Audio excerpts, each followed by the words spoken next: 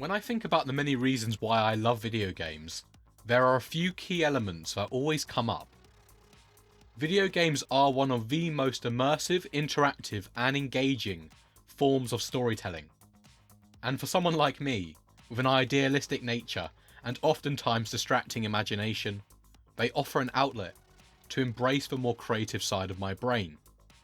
Due to this temperament, I tend to lean more towards the RPG, JRPG style titles, because by their nature, they offer more opportunities to be imaginative, to engage meaningfully with the story and gameplay.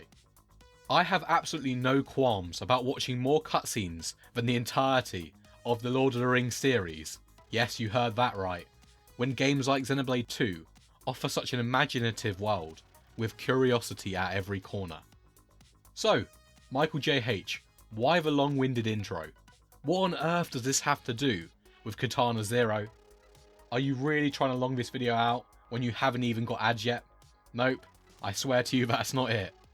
You see, another reason why I love video games is because sometimes an unassuming title might just blow you away. And that is absolutely the case here. So much so that I felt compelled enough to dedicate a whole video to. Yes, that would be Katana Zero, a game that I was given a code to review for free, a game that I had absolutely no expectations of, and a game that reminded me just why I love video games so much. Welcome to the Gaming Conversation. We make regular gaming critiques, discussion videos, and investigations, so be sure to subscribe and join the conversation. In today's video, we take a look at a smaller title that achieved some big things. This video will be entirely spoiler free, and I personally would strongly recommend you avoid researching this game too much, as trust me, this game has some great surprises for you.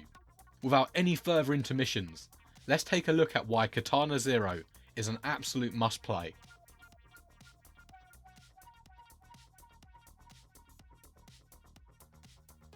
Katana Zero is a brutal, challenging neo-noir 2D action platformer that leaves a very strong impression.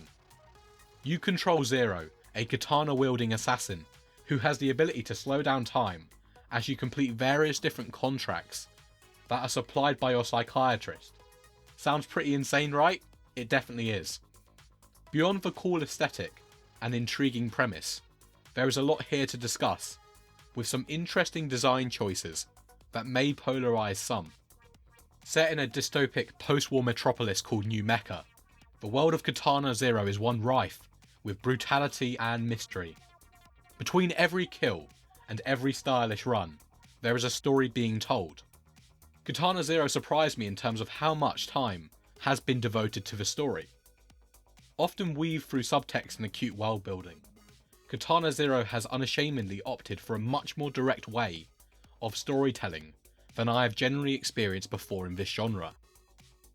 Cutscenes between missions, as well as an open-ended dialogue system, contribute to this story-heavy approach. A risky gamble, but thanks to a compelling script, interesting characters, and some meaningful choices, it all comes together so well. I have absolutely no intention of spoiling any aspect of this game's story. I found it far too gripping and shocking because of going in blind. However, I'm happy to say that it was my favourite part of the game. Again, not something I would usually expect from this genre, to be honest. The overall structure is fairly simple. Missions consist of taking down various different targets that are assigned to Zero by his therapist. Depending on how you approach these missions, as well as how you behave during your therapy sessions, and how much you comply, the story can branch out in different directions. This gives the game a degree of replayability, as depending on your choices, you will experience one of two potential endings.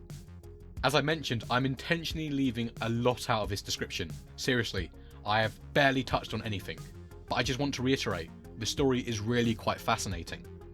That being said, there was one prevailing gripe I had with the story. Sometimes it felt like the game was a tad too ambiguous and vague, just for the sake of building intrigue. I know this sounds like a contradiction based on what I like already about it, but by the end of my playthrough, I certainly had a lot to theorise about, but I also had an alarming lack of understanding regarding the game's events. I think there could have been a better balance here, between offering players a chance to read between the lines and also to present at least a few concrete facts about the story. But otherwise, it's still a brilliant story. You should definitely play it.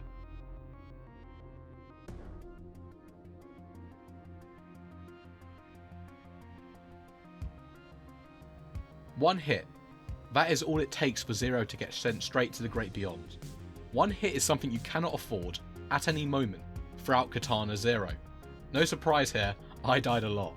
However, and without sounding too dramatic, death has been mine and Zero's greatest teacher. You're expected to die in Katana Zero. It is part of the experience. And thankfully, the pace of the game and the size of the levels encourages you to experiment. Each mission is divided into a number of smaller floors that you need to get through. This structure encourages a frenetic, trial and error approach to each floor, because when you die, you're quickly brought back to the start of the floor, rather than the whole level. I really appreciate this, and this makes Katana Zero feel far more forgiving, and led to me doing a number of intentional trial runs to see how I could best use the environment, enemy positioning, and the many collectible weapons to my advantage. By the end of a successful run, I felt empowered, like a mastermind reveling in the rewards of his careful planning. It also kept me motivated to push forward, in spite of the fact that the game is so difficult at times. Each death, whilst disappointing, taught me something new, especially with some of the multi-layer boss battles. Again, finally surpassing a challenging boss felt incredibly rewarding. In terms of mechanics, Katana Zero tends to keep things relatively simple. You have a melee attack with your katana, you can pick up items from the environment to use as weapons, you can dash, dodge and jump your way through incoming fire. All of this is pretty simple really. Oh, and you can also manipulate time. Did I forget to mention that? Over the course of the game, progression doesn't materialise in the form of gaining new abilities or skills, but rather by mastering all of these simple mechanics and figuring out when to use them most efficiently. When things come together, it is incredibly satisfying. That being said, the environments and enemy variety don't change all that much throughout the game.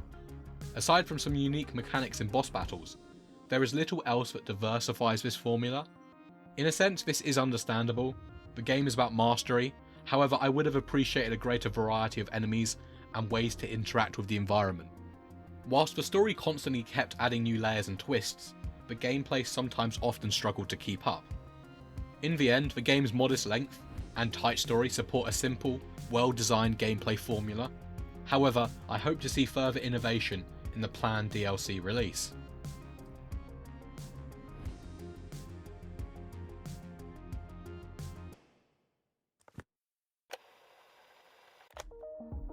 Synthwave music, check. Neo-noir aesthetic, check.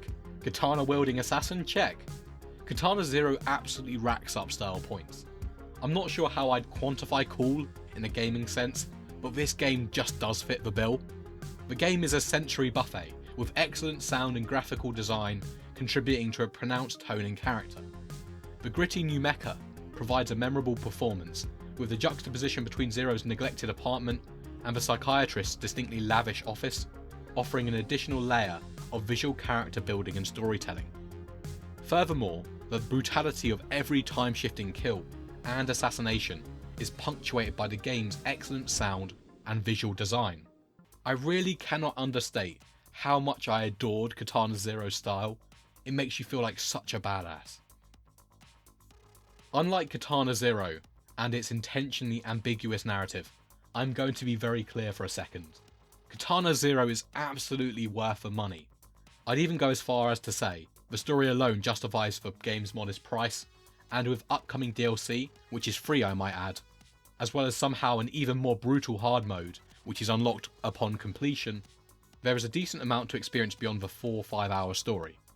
If you're looking for an intriguing, suspenseful narrative with complex characters and themes, fast-paced, empowering gameplay full of badassery, and a fantastic aesthetic that just oozes character, Katana Zero is a must-buy. Thank you all once again for tuning in to this week's edition of the Gaming Conversation. Subscribe for more regular gaming critiques, discussions, and investigations. Today's video was about an underrated gem, so let me know down in the comments another less known title I should take a look at. Once again, thank you all for watching. I have been Michael JH, and at times, absolutely bedazzled by the madness that is Katana Zero. Peace.